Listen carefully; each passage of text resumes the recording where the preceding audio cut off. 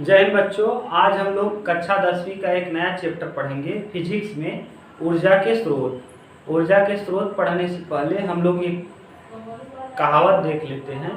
जिन बच्चों का motivation slow है या जिनको लग रहा है कि पढ़ाई में मन नहीं लग रहा है, तो उनके लिए है कि दलदल ही सही पर पैर को जमाए रखें। माने दलदल ही सही पर पैर को जमाए रखें, हाथ खाली ही सही पर ऊपर उठाए रखें।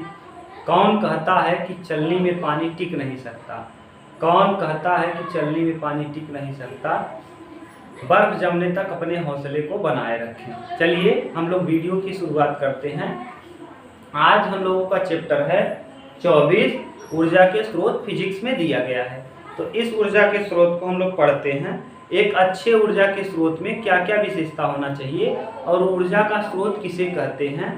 देखिए, ऊर्जा के स्रोत हम किसे कहते हैं, इसके लिए जो सरलता से देखिए ऊर्जा का स्रोत किसे कहेंगे, इसको हम पढ़ेंगे। तो ऊर्जा का स्रोत क्या कहलाएगा, यहाँ लिख रहे हैं ऊर्जा का स्रोत। ऊर्जा का स्रोत, ऊर्जा का स्रोत ये है। स्रोत ऐसे लिखेंगे, ऊर्जा का स्रोत, ऊर्जा का स्रोत। तो देखिए ऊर्जा के स्रोत किसे कहते हैं। यह पहली बात, ये सरलता से उपलब्ध हो सके। 3 कंडीशन अगर रहेगा तो हम कहेंगे ये अच्छे ऊर्जा का स्रोत है। पहली बात, ये सरलता से उपलब्ध हो सके, लंबे समय तक चले। यानी पहला कंडीशन क्या है, सरलता से चल सके, सरलता से उपलब्ध हो, उपलब्ध हो।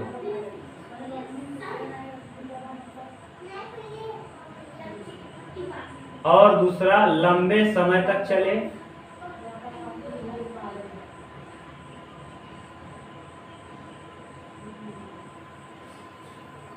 लंबे समय तक चले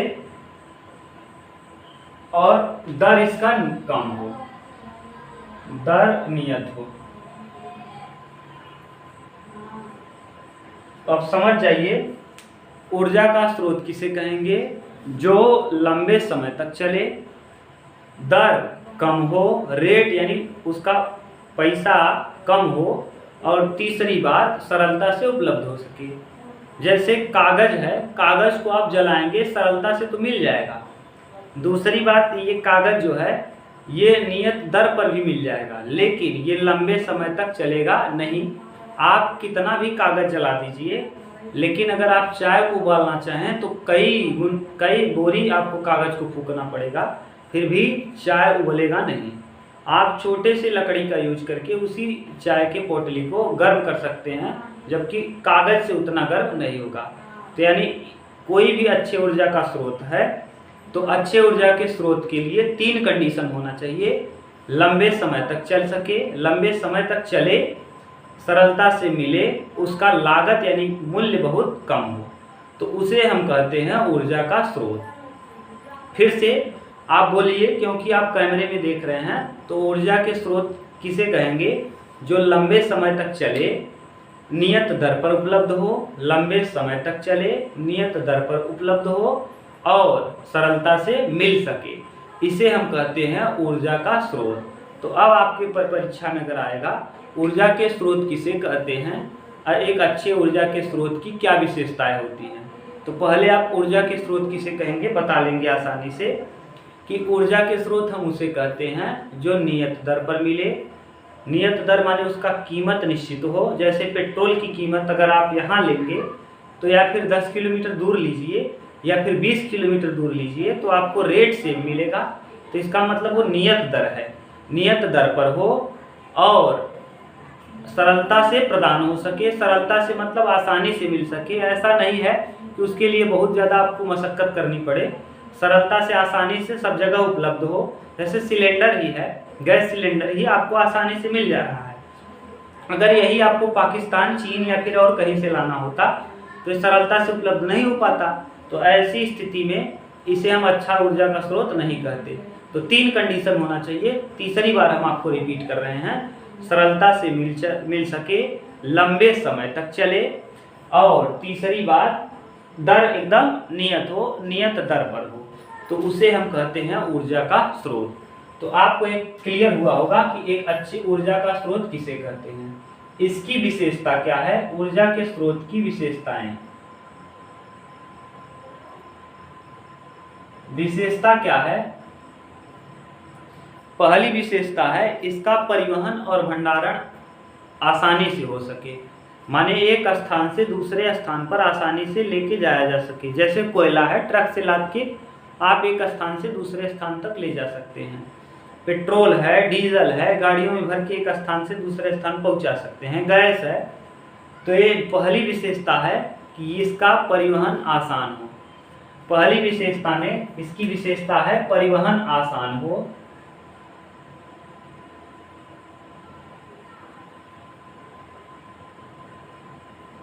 विशेषता नंबर 2 इसकी भंडारण आसान हो, भंडारण किया जा सके, भंडारण किया जा सके।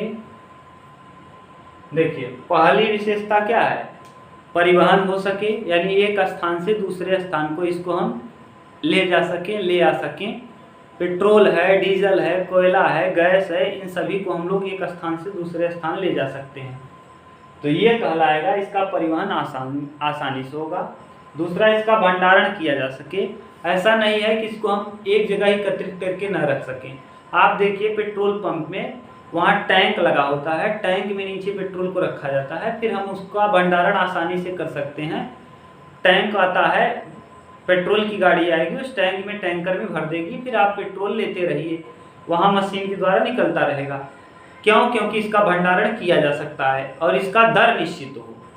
इसकी दर क्या हो? निश्चित हो। इसका दर निश्चित हो। इसकी तीसरी विशेषता है दर नियत हो, दर निश्चित हो। और चौथी विशेषता है लंबे समय तक चले, लंबे समय तक चले।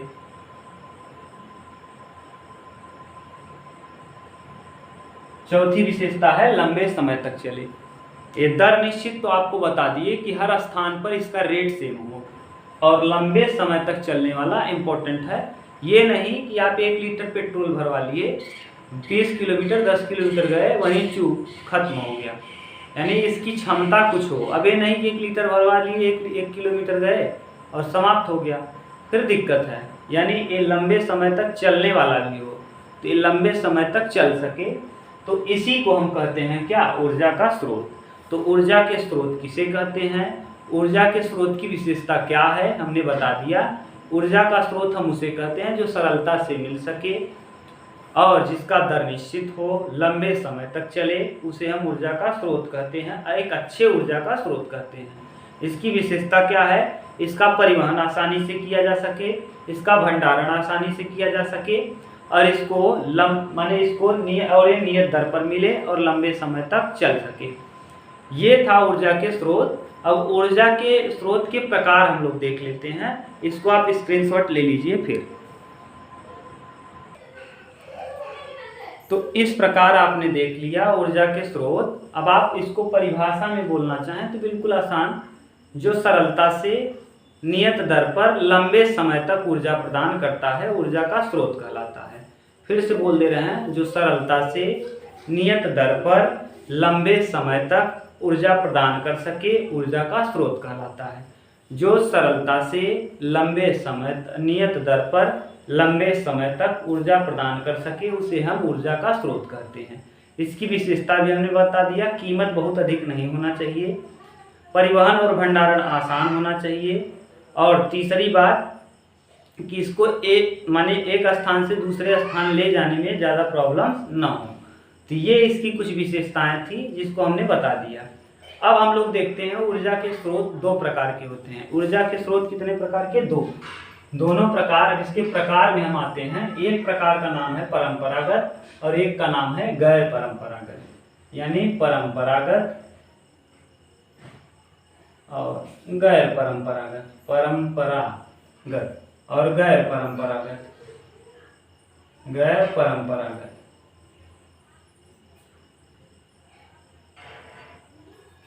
देखिए अब इसको आप बहुत कंफ्यूजन होता है परंपरागत और गैर परंपरागत। जैसे हम लोग अपनी किसी भी चीज़ को कहते हैं हमारी परंपरा में है, तो जो भी चीज़ें रेगुलरिटी में हैं, जो जिसका हम अपने दैनिक जीवन में ज़्यादा से ज़्यादा उपयोग करते हैं, वही परंपरागत कहलाता है। ऐसे आपको याद करने में ज़्यादा कन्फ्यूजन नहीं होगा। मतलब कहने का क्या है, हम लोग आग जलाने के लिए लकड़ी का प्रयोग करते हैं, पेट्रोल का प्रयोग करते हैं, डीजल का प्रयोग करते हैं, ये नॉर्मल अपने आम जिंदगी में हम लोग प्रयोग करते हैं कोयले का। तो ये सब चीज़ें कहलाती हैं परंपरागत। परंपरागत ऊर्जा के स्रोत को कहा जाता है अनवीकरणीय। ये इंपॉर्टेंट है, परंपरागत को हम लोग कहते हैं अनवीकरणीय। अनवीकरणीय, अनवीकरणीय, ये इंपॉर्टेंट है, दोनों आपको याद रखना है।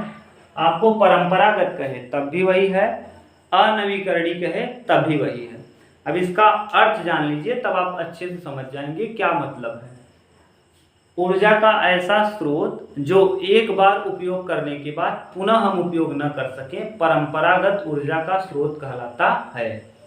ऐसे ऊर्जा के स्रोत जिसका हम एक बार उपयोग करने के पश्चात पुनः उपयोग न कर सकें, उसे हम परंपरागत ऊर्जा का स्रोत कहते हैं। यानी इसका दोबारा उपयोग न कर सकें, पुनः उपयोग नहीं, पुनः उपयोग नहीं, ये इसकी सबसे बड़ी विशेषता है, ये दोबारा उपयोग नहीं किया जा सकता। और दूसरी बात इसकी विशेषता है, तो ये समाप्त हो जाएगा, समाप्त हो जाएगा, होने वाला है, यानी समाप्त हो जाएगा। तो अब आपसे कोई पूछेगा तो ऊर्जा के स्रोत कितने प्रकार के? दो, एक परंपरागत ऊर्जा के स्रोत, एक गैर परंपरागत ऊर्जा के स्रोत। ऊर्जा के परंपरागत स्रोत किसे कहते हैं? वे स्रोत जो हमें अपने दैनिक जीवन में हम रोज उपयोग करते हैं, अर्थात ऐसे स्रोत जिनका उपयोग एक बार करने के पश्चात हम दोबारा नहीं कर सकते। जैसे कोयले का आप उपयोग कर लिए, अब राख बन गई तो उसका उपयोग दोबारा हम जलाने में नहीं कर सकते। जैसे आपने लकड़ी जला दिया, फिर दोबारा उसको लकड़ी को जला नहीं सकते, उसके राख को, इसका मतलब ये परंपरागत है। ऐसे ऊर्जा के स्रोत जिनका एक बार उपयोग कर लेने के पश्चात पुनः हम उसका उपयोग न कर सकें, ऐसे ऊर्जा के स्रोत को हम परंपरागत ऊर्जा का स्रोत कहते हैं। और इसे ही हम अनवीकरणीय ऊर्जा का स्रोत कहते हैं। ये नया नया नहीं होता, रोज रोज नया नहीं होता, इसे बनने में बहुत समय लगता है। इसका उपयोग दोबारा नहीं कर सकते, पुनः नहीं कर सकते, यह समाप्त हो जाएगा। एक निश्चित सीमा के उपयोग के बाद ये खत्म हो जाएगा। जैसे पेट्रोल है, डीजल है, कभी न कभी एकदम समाप्त हो जाएगा। अभी हम लोग पढ़ेंगे जीवाश्म ईंधन क्या होता है, तो आपको क्लियर हो जाएगा। दूसरी बात, गैर परंपरागत स्रोत, ऊर्जा के ऐसे स्रोत जिनका उपयोग हम बार बार कर सकते हैं, अर्थात जो प्रत्येक दिन नया हो जाता है, इसे हम कहते हैं नवीकरणीय। नवीकरणीय ऊर्जा के स्रोत, ऊर्जा नवीकरणीय माने रोज रोज नया हो जाएगा। जैसे हम सौर ऊर्जा की बात करें, सूर्य के हाइड्रोजन जो हीलियम है वो हाइड्रोजन में कन्वर्ट होता है। इसी वजह से सूर्य प्रकाश हमको लगातार देता रहता है, हीलियम हाइड्रोजन में कन्वर्ट होता रहता है। और इस क्रिया को कहते हैं नाभिकीय संलयन। देखिए, दो प्रकार का आगे हम लोग देखेंगे कि दो प्रकार की क्रियाएं होती हैं, एक नाभिकीय संलयन, एक नाभिकीय विखंडन। नाभिकीय संलयन में हीलियम हाइड्रोजन में एकत्रित होता रहता है और इसी वजह से कभी सूर्य कभी अस्त नहीं होता, कहीं न कहीं ये उदय रहता है और ये हमेशा नाभिकीय संलयन की क्रिया करता रहता है। अर्थात सूर्य में रोज प्रत्येक दिन नया नया बनता रहता है, इसीलिए हम इसे नवीकरणीय ऊर्जा के स्रोत कहते हैं। ये समाप्त नहीं होगा, अर्थात ऊर्जा के ऐसे स्रोत जिनका उपयोग हम बार बार करते हैं, ऐसे ऊर्जा के स्रोत को हम गैर परंपरागत ऊर्जा का स्रोत या नवीकरणीय ऊर्जा का स्रोत कहते हैं। ये समाप्त होने वाला नहीं है। अगर ये समाप्त हो गया तो पृथ्वी का भी समापन निश्चित है, क्योंकि सूर्य के अस्त हो जाने पर प्रकाश संश्लेषण पौधों में नहीं होगा, और अगर पौधों में प्रकाश संश्लेषण नहीं होगा तो कोई भी फल फ्रूट या सब्जी या फिर गेहूं चावल कुछ पैदा नहीं हो पाएगा, क्योंकि सूर्य के प्रकाश से ही पेड़ पौधे अपना भोजन बनाते हैं। हम लोग बायोलॉजी में देखेंगे खूब ठीक से, अच्छे से। चलिए, नवीकरणीय ऊर्जा के स्रोत ऐसे ऊर्जा के स्रोत जो रोज रोज नए हो जाते हैं, अर्थात ऐसे ऊर्जा के स्रोत जिनका हम बार बार उपयोग कर सकते हैं, वे परंपरागत नवीकरणीय ऊर्जा के स्रोत या गैर परंपरागत ऊर्जा के स्रोत कहलाते हैं। जैसे सौर ऊर्जा है, सौर ऊर्जा का प्रयोग हम सोलर पैनल में करते हैं। सोलर पैनल को हम चार्ज कर लेते हैं दिन में, रात में उसका उपयोग करते हैं, सुबह पुनः उसको चार्ज कर लेते हैं, ये रोज नया हो जा रहा है। इसी को हम कहते हैं नवीकरणीय ऊर्जा के स्रोत या गैर परंपरागत ऊर्जा के स्रोत। आपको अच्छे से समझ में आया होगा कि गैर परंपरागत ऊर्जा का स्रोत क्या है और परंपरागत ऊर्जा का स्रोत क्या है। इसको याद करके रखना है। परंपरागत को अनवीकरणीय भी कहते हैं और गैर परंपरागत को नवीकरणीय भी कहते हैं। ये हुआ ऊर्जा के स्रोत। अब हम ऊर्जा के स्रोत में ही अब देख लेते हैं इस अपरंपरागत के अंतर्गत कौन कौन आएगा और गैर परंपरागत के अंतर्गत कौन कौन आएगा। परंपरागत के अंतर्गत बच्चों आएगा 3-4 हैं। देखिए जैसे हो जाएगा पेट्रोल, पहले कोयला हो जाएगा, कोयला, ये पहला। देखिए कोयला लिखने से आपको एक चीज और होना चाहिए, जीवाश्म ईंधन। जीवाश्म ईंधन, अब जीवाश्म ईंधन से 3 चीजें कवर हो जाएंगी। इसी के अंतर्गत 4 आ जाएगा। कौन कौन आ जाएगा देख लीजिए, हम लिख दे रहे हैं।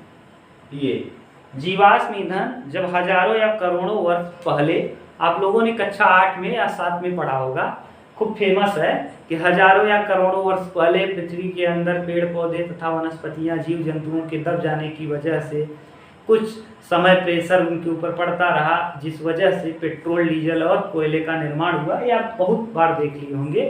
तो ऐसे ही ईंधन को हम लोग कहते हैं जीवाश्म ईंधन, यानी जीवों के पृथ्वी के अंदर दब जाने के पश्चात जो अवशेष उस दबे और दबने के पश्चात जो निर्माण हुआ, उसी को हम लोग जीवाश्म ईंधन कहते हैं। और जीवाश्म ईंधन के अंतर्गत कोयला आता है, कोयला, पेट्रोल आता है, डीजल आता है और गैस आता है। एलपीजी माने नेचुरल गैस, प्राकृतिक गैस, प्राकृतिक गैस। ये ऐसे हैं जो कभी न कभी क्या हो जाएंगे, समाप्त हो जाएंगे। ये सभी प्राकृतिक गैस में 2 चीजें आपको याद रखना है। प्राकृतिक गैस में एक सीएनजी याद करके रखना है, सीएनजी, और एक रखना है एलपीजी। सीएनजी का फुल फॉर्म होता है compressed natural gas, compressed natural gas, और इसका होता है लिक्विफाइड पेट्रोलियम गैस। ये दोनों आपको याद करके रखना है, सीएनजी का फुल फॉर्म और एलपीजी का फुल फॉर्म। सीएनजी का होता है कंप्रेस्ड नेचुरल गैस। आपका आजकल तो गाड़ियों में सीएनजी ही ज़्यादातर आप देखते होंगे, सीएनजी भरा जाता है। इसका फुल फॉर्म होता है कंप्रेस्ड नेचुरल गैस, यानी गैस को जब आप नेचुरल गैस को दबा करके, कंप्रेस माने ज़्यादा से ज़्यादा दबा करके रख देंगे, तो ऐसी स्थिति को ही कहा जाता है कंप्रेस्ड नेचुरल गैस। और एलपीजी जो गैस सिलेंडरों में भरा जाता है उसे कहते हैं लिक्विफाइड पेट्रोलियम गैस। तो जीवाश्म ईंधन का ये पहला टॉपिक हुआ। दूसरा, जीवाश्म ईंधन में ये 4 आपको पढ़ना है। कोयला पढ़ना है, पेट्रोल, डीजल, प्राकृतिक गैस। सबसे पहले हम इसी को पढ़ लेंगे, फिर हम उसको पढ़ेंगे, गैर परंपरागत ऊर्जा के स्रोत। तो इसमें अभी और बचा है, इसमें शायद और है क्या, इसमें तापीय विद्युत संयंत्र और जल विद्युत संयंत्र। इसका दूसरा, ये पहला टॉपिक है और इसका दूसरा टॉपिक हो जाएगा, दूसरा में तापीय विद्युत संयंत्र, तापीय विद्युत संयंत्र और तीसरा हो जाएगा इसका जल विद्युत संयंत्र, जल विद्युत संयंत्र। अभी हम लोग इस तरफ को पढ़ना स्टार्ट किए हैं। तो कोयल माने जीवाश्म ईंधन के अंतर्गत कोयला, पेट्रोल, डीजल, प्राकृतिक गैस। और दूसरा टॉपिक हो जाएगा तापीय विद्युत संयंत्र और जल विद्युत संयंत्र। तापीय विद्युत संयंत्र के विषय में थोड़ा सा आप समझ लीजिए। जब हम कोयला या पेट्रोल को जला करके उसके माने ऐसे स्थान जहाँ पर कोयला या पेट्रोल है उसके हम उसको जला करके ताप के द्वारा किसी मशीन के द्वारा विद्युत बना लेते हैं। देखिए, कोयला और पेट्रोल है, इसको एक स्थान से दूसरे स्थान ले जाना कठिन है। अगर हम इसी का उपयोग करके टरबाइन को घुमा करके बिजली बना दें तो बिजली एक स्थान से दूसरे स्थान ले जाना आसान है। इसीलिए अगर हम कोयला, पेट्रोल या डीजल का प्रयोग करके ताप द्वारा टरबाइन को घुमाकर बिजली बना लें और बिजली को एक स्थान से दूसरे स्थान तक पहुंचा दें, यानी ताप का प्रयोग करके, ताप मतलब कोयला, पेट्रोल या डीजल, इन सब चीज़ों को जला करके, यानी जलाने पे ताप निकलेगा या ऊष्मा निकलेगा, इनके ऊष्मा का प्रयोग करके किसी संयंत्र द्वारा विद्युत बना लें तो ऐसी स्थिति को हम कहते हैं तापीय विद्युत संयंत्र। और अब जब बिजली बन जाएगा तो बिजली को हम चाहे जितना दूर भेज सकते हैं, क्योंकि बिजली जो है एसी करंट पर काम करती है, यह आसानी से हो जाएगा। जल विद्युत संयंत्र क्या है? बांध को बना करके हम एक स्थान पे बांध बना दें और बांध को बना करके जो हम जनरेटर में तेल डाल के काम करते हैं वही यदि प्रेशर से ही बांध के द्वारा छोटा सा होल खोल दिया जाए और ये पंखी को नचा दे तो ऐसी स्थिति को कहा जाता है जल विद्युत संयंत्र। चलिए हम लोग इसके विषय में डिटेल में पढ़ेंगे, इसको परंपरागत में अगले वीडियो में। अगर आप नए हैं तो चैनल को सब्सक्राइब कर लीजिए। मिलते हैं नेक्स्ट वीडियो में। Thank you, take care, bye bye. चलिए चैनल को ज़्यादा से ज़्यादा शेयर करिए जिससे हाई स्कूल के सभी बच्चों को बहुत लाभ मिल सके। मिलते हैं नेक्स्ट वीडियो में, तब तक के लिए थैंक यू बच्चों। अपना ख्याल रखिए, पढ़िए मन लगा के, जो भी समस्याएं हैं उससे लड़ने का प्रयास करिए, आप अवश्य जीतेंगे। धन्यवाद, बाय बाय।